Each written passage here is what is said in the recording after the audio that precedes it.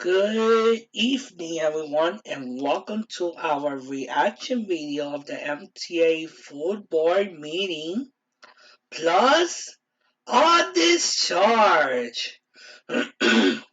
And this is your host, Jason Anthony, from his marvelous studios in Borum Hill, Brooklyn. So, once again, the MTA Food Board convened early this morning with 33 public speakers. Among those public speakers, there were three students from the May Day student organization. One of them, unfortunately, dropped the bomb and cursed, but they didn't call his attention like they did with Murray Bowden.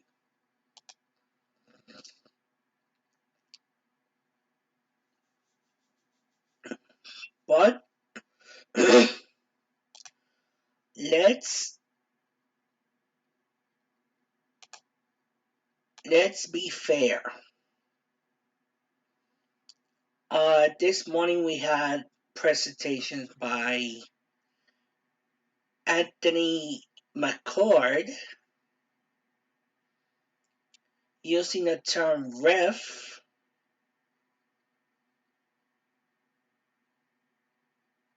That means reduction in force. We had a presentation by John Lever regarding some projects like, for example, the permanent in-system transfer between juniors on the 3 and Livonia Avenue on the L. He mentioned the Clark Street elevator replacement, the Rutgers Street tunnel. That's the last of 9 tunnels damaged by Superstorm Sandy. So, in some point between the summer 2020 and fall 2021, we will see F trains running on the C between West 4th Street and J Street Metrotech in both directions, late nights and weekends. And of course, Penn Access. I had a conversation with Channel Lieber this afternoon, and he confirmed to me that the project of Penn Access is on schedule. So for the first time ever, people could access the Long Island Railroad Concourse in the 1, 2, and 3 without using the entrance either at 34th Street or at 32nd Street going through the NJT concourse, which is so depressing.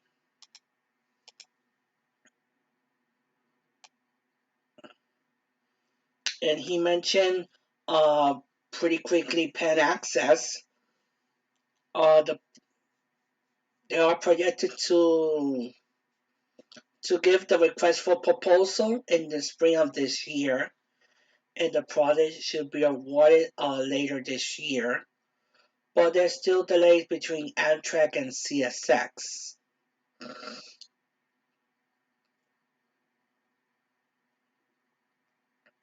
We had a good presentation by Michael Gardner. Now he's the head of MTA's Diversity and Civil Rights Services.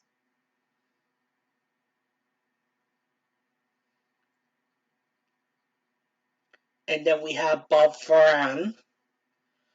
I call him now Mr. Farrington Increase, because once again he mentioned that in 2021 and 2023, guess what? Fair and total increase of 2% each. That means 2% in 2021 and 2% of 2023. And do you think that we will see a $3 or $3.25 swipe or tap? Let us know in the comments below or in the live chat while I'm live.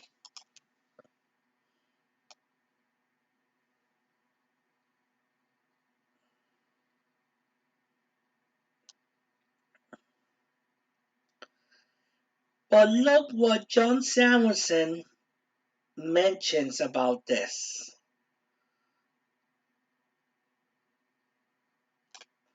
Just listen in. Yeah, how you doing? Listen, before I start on this, I just want to that was raised both in the media today and from the audience regarding trade operator Lopez with a still on trial. And I forget that both you and grant the paternity leave to our member. This is the exact type of outrageous behavior that lends itself to the hatred that New York City workers have for their own company. And that's a fact, and this is the exact type of thing that drives me. And I'll further say that New York City workers are the ones, not, no disrespect, are the ones who put this back on its feet. We're the ones who have driven the restoration of reliability back into the system. And every time you do something like this, like a system that reflects itself in low morale, which will manifest itself in productivity losses, operational problems, and everything associated with mistreatment of workers. So I'm hoping that you'll acknowledge right now that this is a mistake and that this will be corrected. So, Commissioner, before the meeting,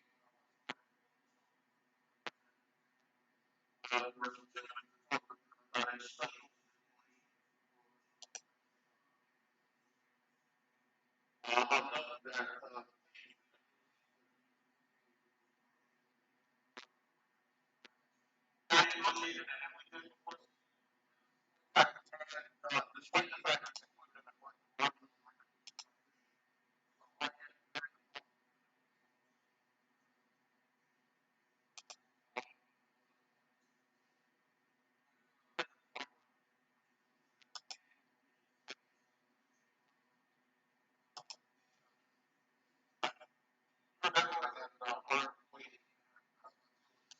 Okay, let me see if everything is good on the channel.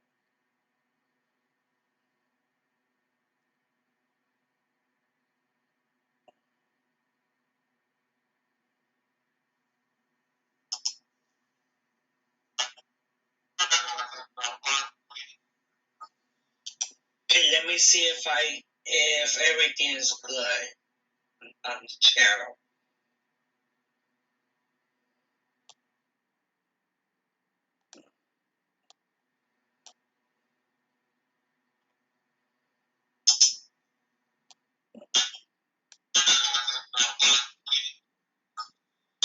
Okay, let me see if everything is good on the channel. All right. Let's see. 1 2 1 2 1 2 1 2 1 2 1 2.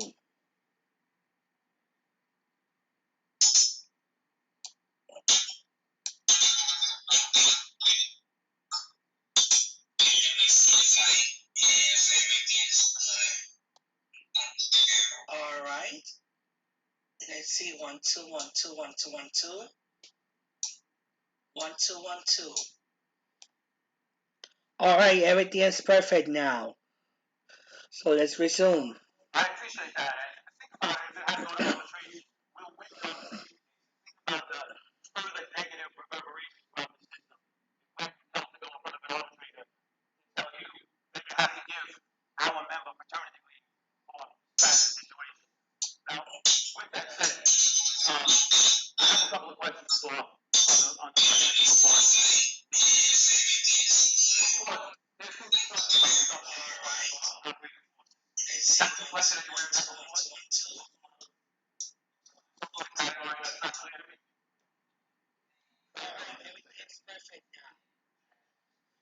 So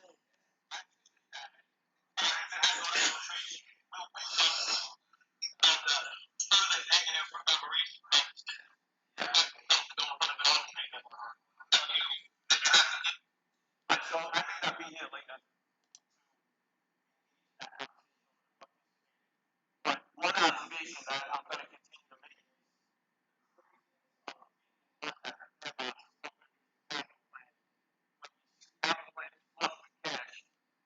if I read that correctly, if I didn't, let me know. But if I read it correctly, it says that you're going to take dollars from payroll capital that's directly out of the fare box. That should be the operating budget. One observation capital budget that's flush with cash, simultaneous to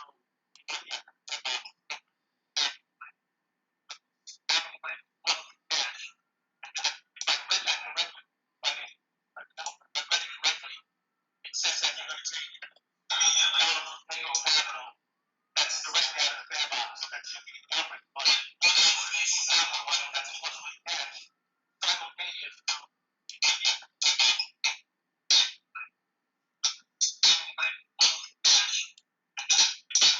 Let's see now.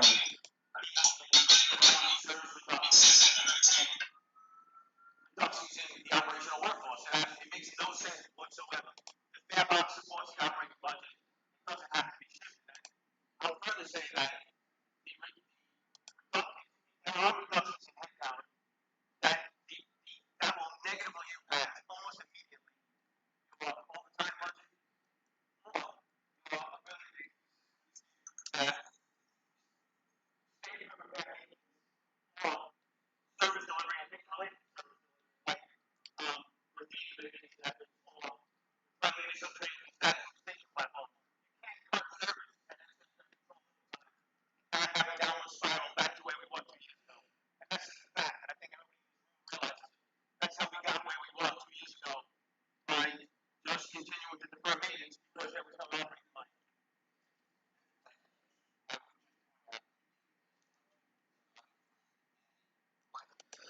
Okay, you guys see this individual here? That's Bob Farhan. He is the CFO of the MTA. He is the one that wants us, the riders, to pay 2% more in 2021 and in 2023. This individual right here, Bob Farhan, the CFO of the MTA. And next to him, we have Anthony, the Hatchetman McCord. Of course, we despise him. Why? Why we despise Anthony McCord? Because of course, his nomination was approved behind closed doors, and Patrick Joseph Foy knows that. And of course, we accomplished something today. And that is that why after my testimony, I received a direct message on Twitter from the MTA's Inspector General saying this: Hey Jason, always excited when you speak at the board meetings. If you could provide more details about the brief complaint you gave us, we will really appreciate it. She gave me the 3 forms online. I did it online, by phone or email. Because once and for all, we need, thank you for joining me, Will. Once and for all, we need to investigate the intervention of Patrick Joseph Foy in the air train LaGuardia while he was executive director of the Port Authority of the State of New York and the State of New Jersey.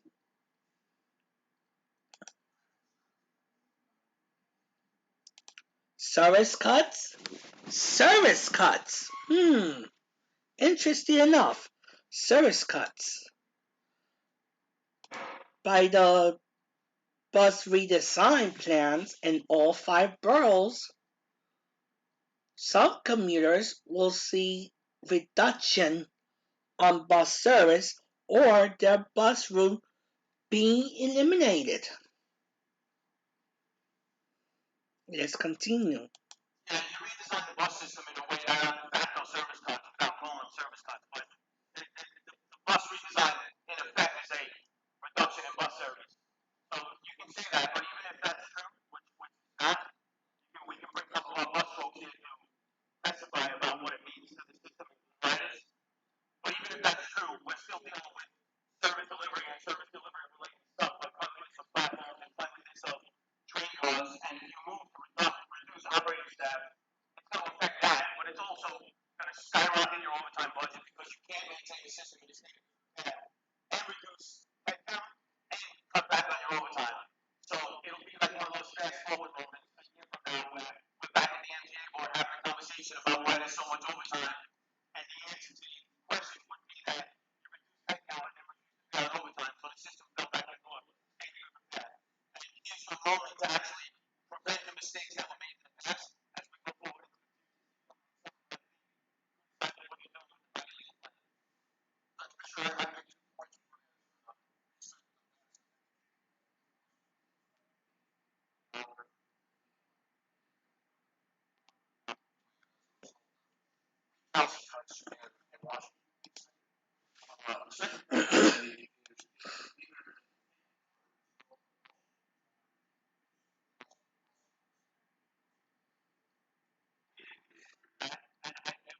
That out if you'd like, so we can have a parade about bus officers and our bus operators talking about what the impact was.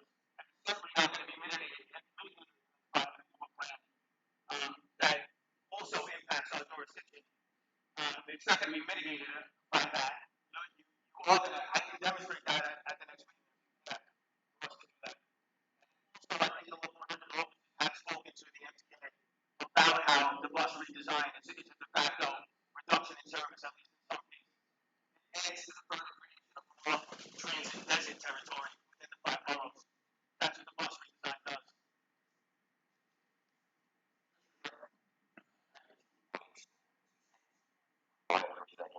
I gotta say, the first comment, well, I feel great empathy for a worker, second forward for that. I hold back from raising any issues related to my particular. Okay, we have to disagree with Neil. Thank you for joining me, Andy. I gave a preview on Twitter, but after we do this, we have to do a rant. Sorry to do this. But unfortunately, Neil, I have to disagree with you on this because if it wasn't for the media reporting the situation with operator Reinaldo Lopez,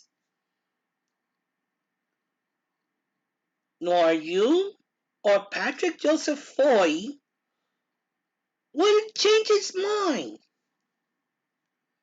Because according to state law, all individuals working in the public sector or private sector are entitled to paid family leave time.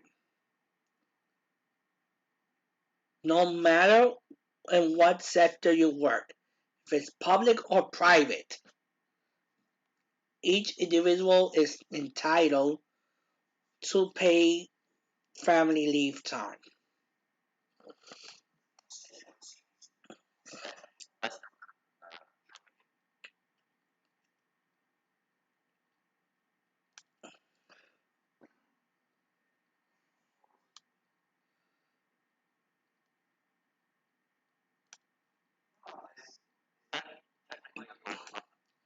Okay, now we're going to go to the presentation of Anthony Hatchetman McCord.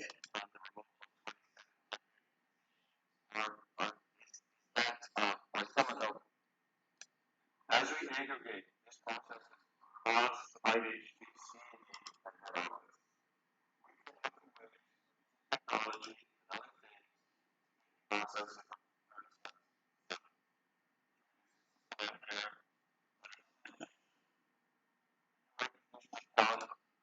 Okay, this individual right here, Anthony McCord, his nomination was approved, let's say 3 months ago, behind closed doors, believe it or not. Behind closed doors. And I was so pissed that up to this date, I still despise Anthony McCord.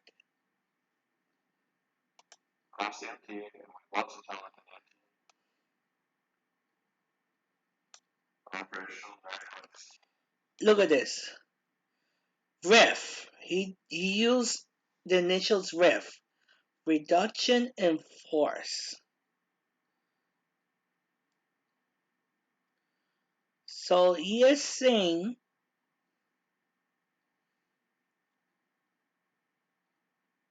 by the second quarter to end of 2020,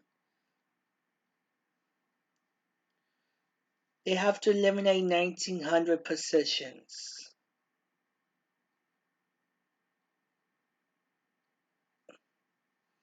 That's so sad.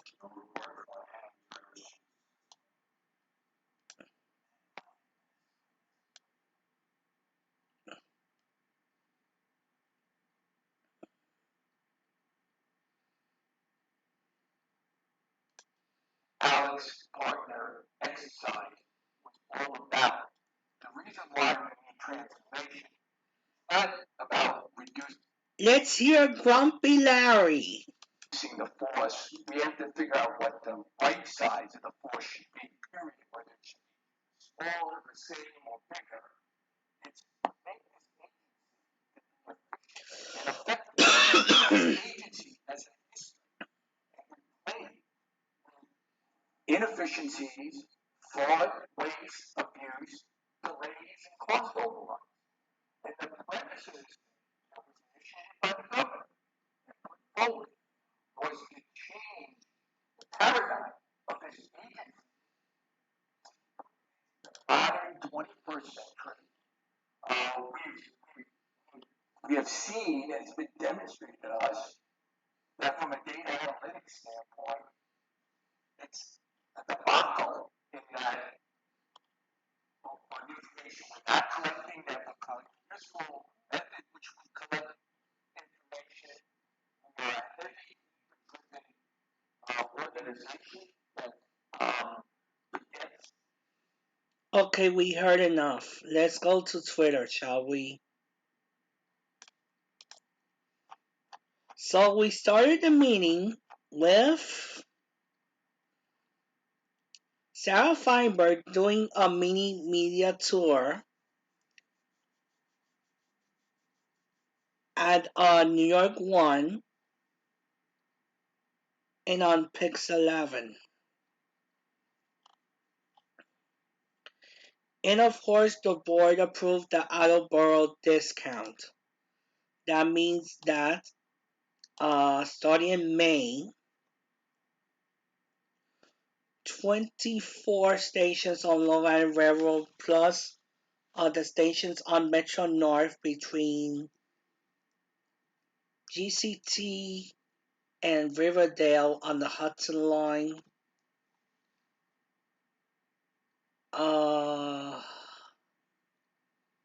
GCT and Wakefield on the Harlem Line.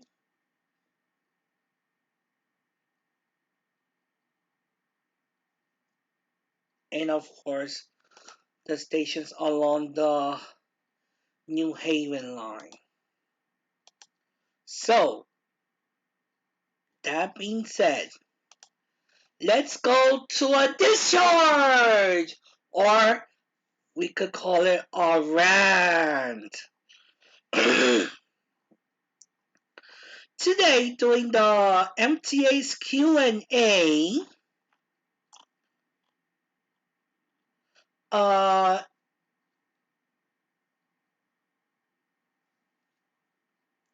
the Q&A was 48 minutes long.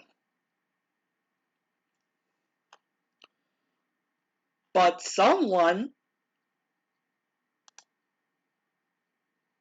noticed something.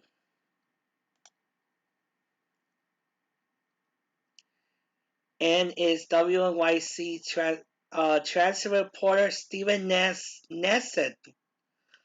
Just an observation, Marcia Kramer, a political reporter for WCBS in New York, gets like 5 questions at MTA press conference, and the rest of the transcripts get 1 with maybe a follow-up.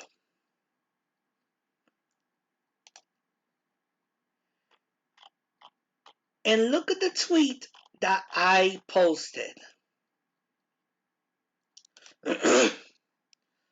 Today's bottom line is that reporters like M. Kramer can be selfish with transit reporters because, as a matter of fact, she is not a transit reporter. You don't see transit reporter here. It says chief political correspondent. We have to be fair next month, right? Tim Minton, Abby Collins, and Aaron Donovan. So I mentioned them 3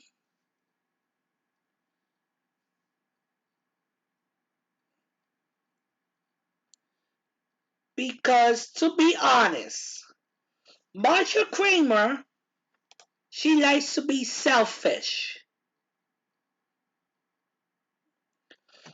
Of course, and as a matter of fact, her and some others asked about the coronavirus. And our fellow contributor Matt Camper informed us that in Nassau County alone, there's 83 suspected cases. 83. That's alarming.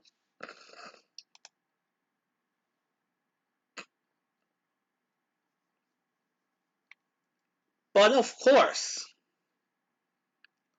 Marcia Kramer needs to step back and let those transit reporters do their job. Ask their questions without limits.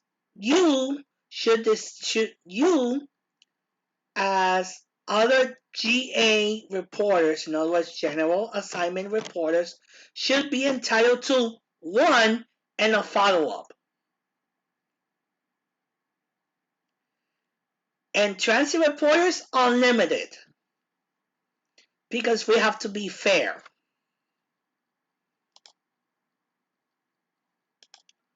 We need to be fair, not selfish. And by the way,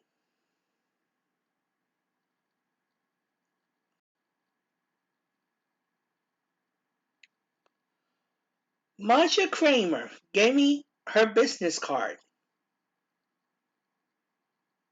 right?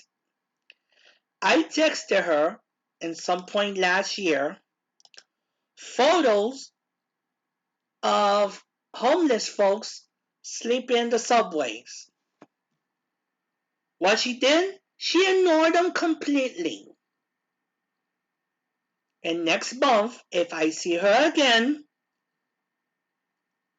I'm going to tell her straightforward. Either you do a fair share with transit reporters or else. Because you're not a transit reporter. You belong in City Hall and in Albany, not in MTA HQ. I belong in MTA HQ. Because as my profile says, let's go to my profile, shall we? Born in Southview in the Bronx, transit advocate, future transit reporter. See? Transit reporter. You don't see their political reporter. You see transit reporter. And that means a lot to me.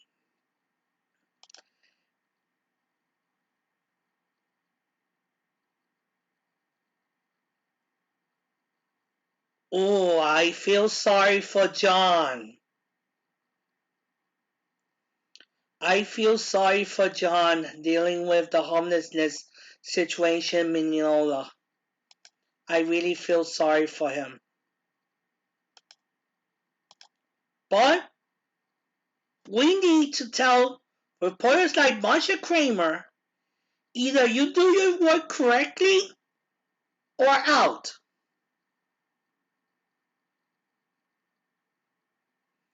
Because look, Emmys. She's an Emmy Award winner. But I want to take this opportunity to wish the greatest luck to transit reporter Greg Marker and Andrew Siff from NBC4 New York because they are nominated once again as transit reporters for the Emmys. So I wish that either one wins. Last year was Andrew Siff. I hope that this year will be Greg Marker because obviously Greg Marker has been pretty fair to me this time around. And he he did a mention of me back on Monday. And of course, I want to thank everybody that for the past week gave me so much support and showed it empathy because I was victim of a crime inside the subway system. Two guys in Queens Plaza stole my phone last week.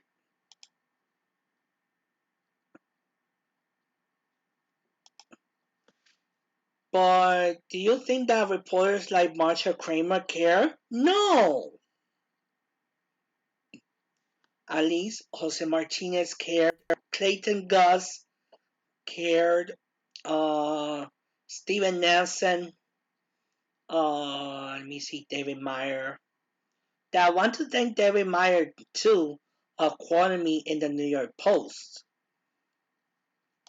And obviously Greg Marker, Andrew Siff. Let me see who else. Paul Berger, David Colon. All the transit geeks that attend the MTA Corp, including Press Corps Tim Minton and Aaron Donovan. Thank you for being supportive. I want to thank also Chief De La Torre from Transit Police. Let me see. I want to thank Sally Librera. See, people like them care for me inside the MTA world. So that being said, and let's end with what is selfish?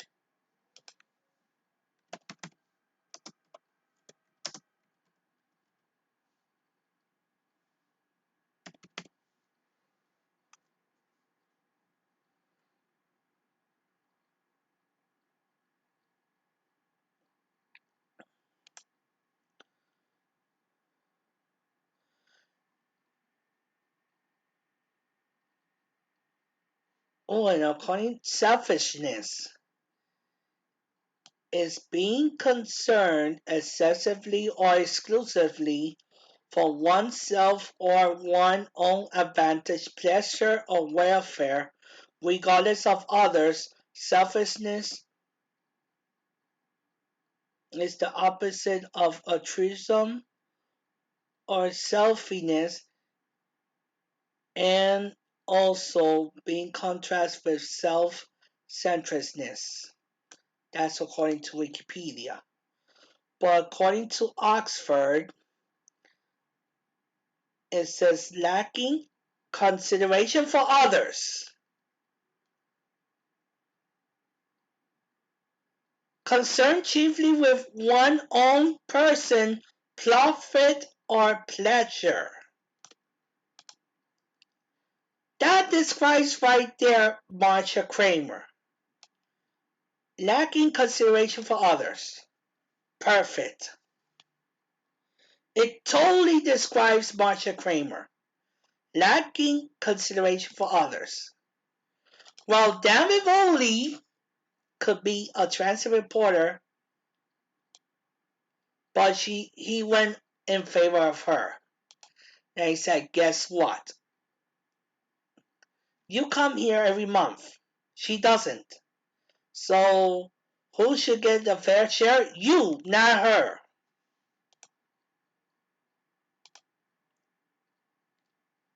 So, with this in mind, I want to thank everybody for joining us.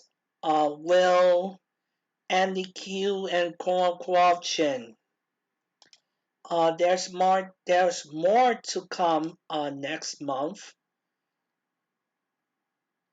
And of course, remember to stay tuned with me on my social media outlets at JasonBXNY0619 on Twitter, Instagram, and on Facebook, Jason Anthony. So thank you very much and have a good night.